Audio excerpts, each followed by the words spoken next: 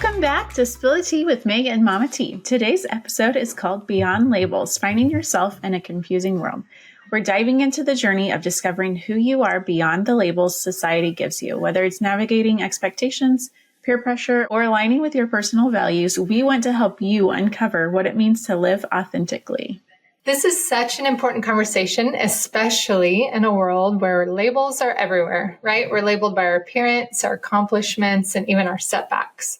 But you're so much more than those words or expectations. So let's just break it down together. Yeah, let's start talking about labels. They can be helpful when it gives us a sense of belonging, like being part of a team or identifying with a cause that you care about. But labels can also make us feel a little boxed in, which can make us feel like we're living up to someone else's definition of who we are. Exactly. So, for example, like being labeled smart can feel great, right? But it can also make you feel afraid to fail because you don't want to lose that label. Or maybe you've been called shy and now you feel like you can't speak up, even when you want to. I think you can relate to that, right? Yes, exactly.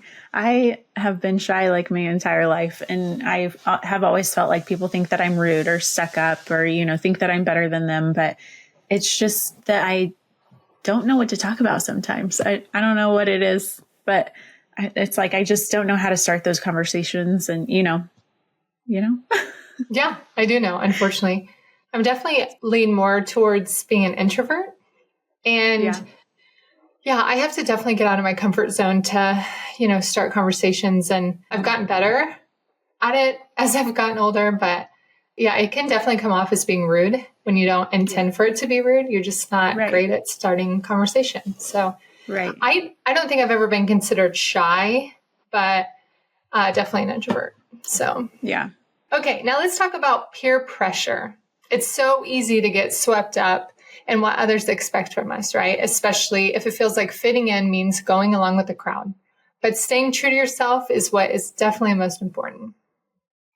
Yes. So next time you're feeling pressured, let's take a moment and pause and ask yourself, is this really me? Is this who I want to be? Is this what my values align with?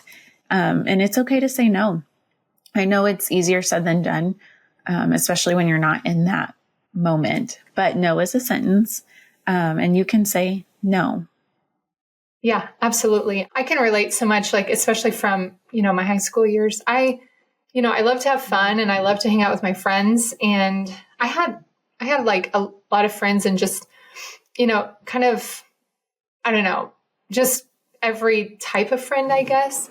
And so, we would hang out, but there were just things that I wasn't willing to do and compromise. I just had certain values for myself. And I just made it really clear that, I didn't do certain things and that was okay. And the people in my high school really respected that. They just knew that about me and they would still invite me to go do things. I would still go to parties even. But there were just certain things that I wasn't willing to compromise. And so I just took it very confidently. Even if you don't feel confident, just make sure you come off as confident, kind of demanding that kind of respect to some degree. It just helps. But, make sure you know what your values and standards are. And then just don't waver from those. It's pretty important. It's not easy, but it's important. And over time, people do appreciate and respect you for it. So, yeah. Yeah. And you can still connect with people while staying true to your values, because the right people or friends will respect you for being authentic and respect you for being who you are. It took me a long time to learn this, that I don't have to be what others think that I need to be, or I don't have to, change myself to fit in or be someone else just so that someone else will like me. You can be yourself. You can draw those boundaries and it doesn't look poorly on you. It helps you become who you are. Well, I think something to keep in mind too is like everyone your age has the same insecurities. They have the same, they want that connection with friends. And sometimes, people are willing to compromise their values to make friends. But just know, like, everyone's going through the same struggles you are. Some people might come off as more confident, but I can promise you, like, deep down, they're still struggling with that. I've been considered confident, most of my life, but deep down, I didn't always feel confident, right? Right. You carry yourself in a way that portrays confidence, even though you don't always feel it deep inside.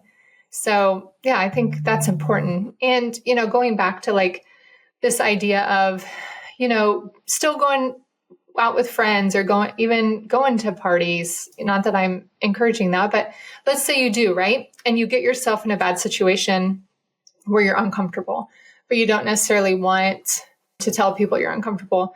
A lot of teens have code words with their parents or someone close to them, like a family member or friend. And if they find themselves in situations that they don't want to be in, they can just text that code word to the parent or family member or friend, and they, will get them out of that situation, whether it's, mom calling in, creating a fuss, like, you need to get home. Where are you? And so I encourage it. My girls and I have code words, and I definitely encourage you to find someone that you can have a code word with, because, we all find ourselves in situations that we wish we wouldn't have gotten ourselves into. So just having a plan is pretty important. So, yeah. Yes, I agree. I love that. I love the code word. So do we want to talk more about identity, Trish? Yes, let's talk about identity. So your identity isn't just about how others see you, it's about how you see yourself and what matters most to you. What are your non-negotiables? These are your personal values, and they're like a compass guiding you through life. This is a topic that I talked to Allie a lot about. So Allie is like super athletic, and people have these really high expectations for her athletically. But I always tell her that, her sports are not her identity. So I've heard so many stories about athletes who make that their identity, and then they either lose a scholarship or get injured, or, something happens and suddenly they've lost their identity. And it can lead to some really destructive behaviors. So no matter what you do, whether it's sports or something in the arts or music, or it could be anything, just make sure that you don't make that your identity, right? It's great to be plugged in to activities, and we're going to have a whole episode on that, but just don't let it become a part of who you are deep down in your soul. Just always know that if something happens, if, you do get injured, or, you end up not getting to pursue that, then just know that it's okay. There's bigger and better things. And, for me personally, it's my faith. And we talk about that. Allie and I do a lot about, if like your faith is never going to let you down. It's not going to, disappoint you. That's the foundation of our lives. And so that's our faith is our identity. And I think, it's just important to find that identity that can't be taken away from you, I guess. So. Yeah, I love that. Code word for today is identity. Yeah. So think about the things that light you up. What are the things that you care about? What are the causes that you care about? The qualities that you admire in others? Those are clues to your values. And when you live in alignment with those values, you feel more confident and grounded and just happy. I have a really good friend who I treasure, and I strive to be a good friend like her.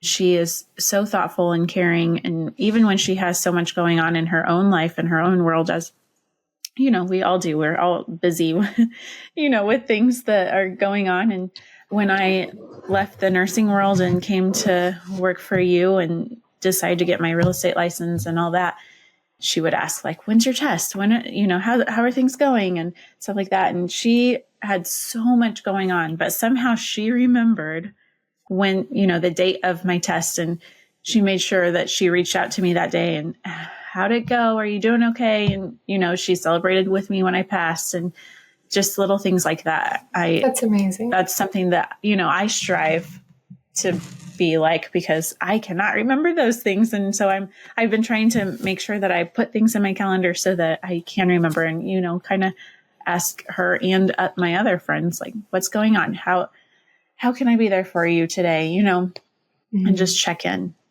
Yeah. And you're definitely like that. You may not think you are, but I 100% see that in you. So that's thank sweet. you. I appreciate that. You know, we can always be better. Well, I don't know, Meg, you're pretty perfect. I'm just saying. Oh, you're funny. It's true. It's true, guys. Don't listen to what she says. Far from perfect, but well, aren't we all? That's why can't nobody love you like Jesus, right? Yes, I love that.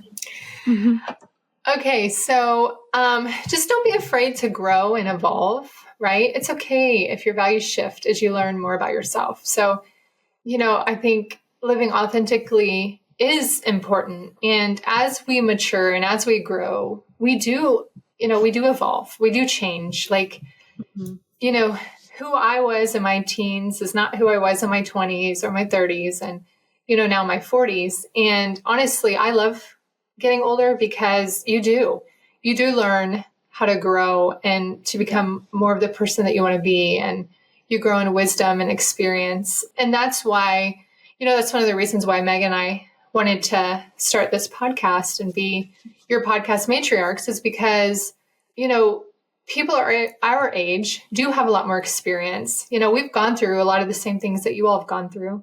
And it's nice to have that kind of mentor, or as we call it, matriarch, that you can turn to for guidance. I remember being a teenager. That wasn't my parents for me. My grandma and I were super duper close. Well, anyway, our grandmother was that for me. I just don't, I know some people go to their parents, but a lot of people don't. And so having that like mentor in your life, right, to help guide you in that is exactly what we're here for, is to help guide each of you. So be true to who you are, even when it's hard. Embrace your unique qualities and let go of the need for constant approval. Exactly. It's not about being perfect, right? In fact, I tried living a life of perfection for far too long. And it was 2 years of therapy in my late 30s that I realized perfection was getting me absolutely nowhere.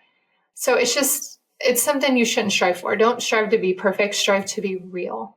And sometimes being real just means being vulnerable and admitting when you don't have it all figured out and showing up as your true self. Because I will say this, and I don't know if I mentioned this in a previous episode, but I'll never forget, right out of college, I was managing a bank, and the owner said to me, I had all these questions for him, and he said to me, just know we're all figuring it out as we go. And I was like, what? No, you have your life so put together, like, you know what you're doing. He's like, no, I'm literally figuring it out as I go. I have no idea when I wake up every day how I'm going to accomplish half of what I have to accomplish, but you just figure it out. So just know, no matter how old you are, whether you're a teen or 20s or you're 60 years old, you're still going to just figure it out as you go. And most people are too. In fact, it's just a part of life. So yeah. So start small. Maybe it's expressing an opinion you've been afraid to share, or choosing to wear something that feels like you, even if it's different from the trend. Those little moments add up. Find yourself in a world of labels and expectations isn't easy, but it's worth it. You're more than what people say about you. You are more than the roles you play. You are you, and that's your superpower. Everyone has their own perfect shade, whether it's in beauty, style, or personality. So don't let the world box you in. Exactly. Yes, Meg. Such words of wisdom. 100%. I couldn't agree with everything you just said. So love it. So girls, stay true to yourself, be authentically you, and know everyone around you is trying to figure it out too. And they're struggling with friendships, and they're struggling with school, and they're struggling with, keeping up with the demands of, our society. And just know every single human being is experiencing a lot of what you are. Not everybody. I mean, we all have, different challenges, and some people have, really difficult situations in life that some of us can't even begin to relate to. But as far as the general things in life, we're all kind of going through those basics together. So, right.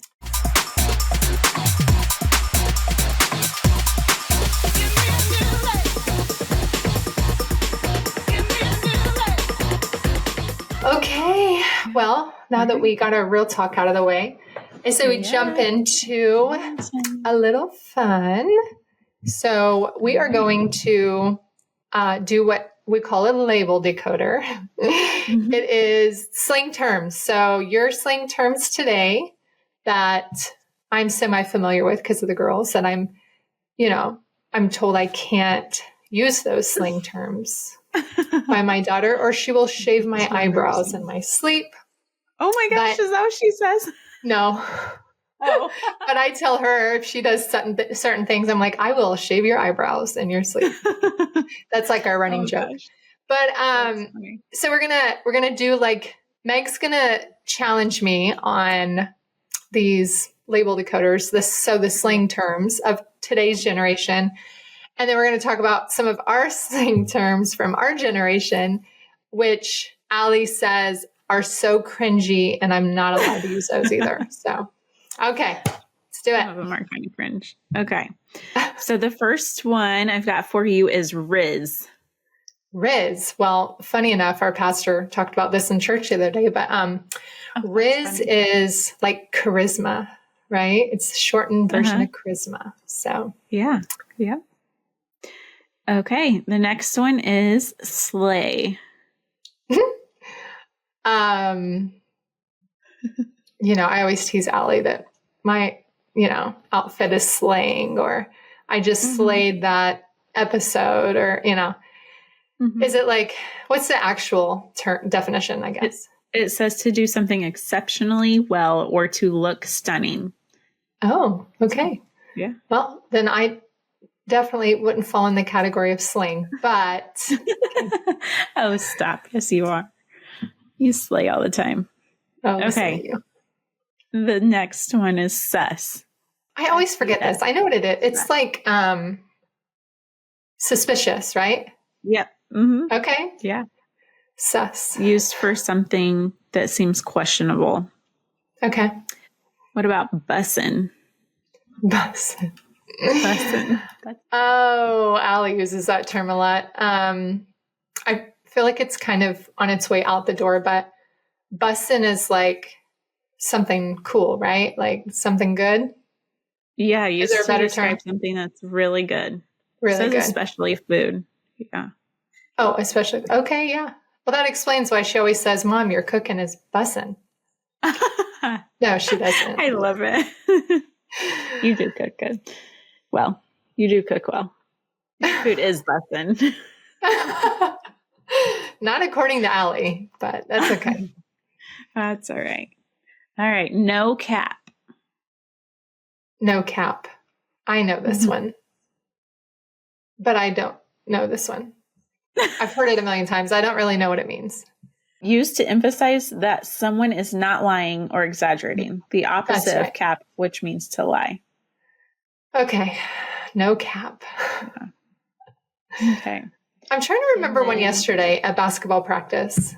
So I, you know this, Meg, but a lot of our listeners don't. I coach 8th grade girls basketball, which Meg is the one that talked me into doing it. And I've loved it. But anyway, at practice last night, the girls said something and I was like, that's a slang term. And I can't remember. It might come to me, but it kind of made me laugh. It is funny, the slang terms of today. Yeah. Yeah.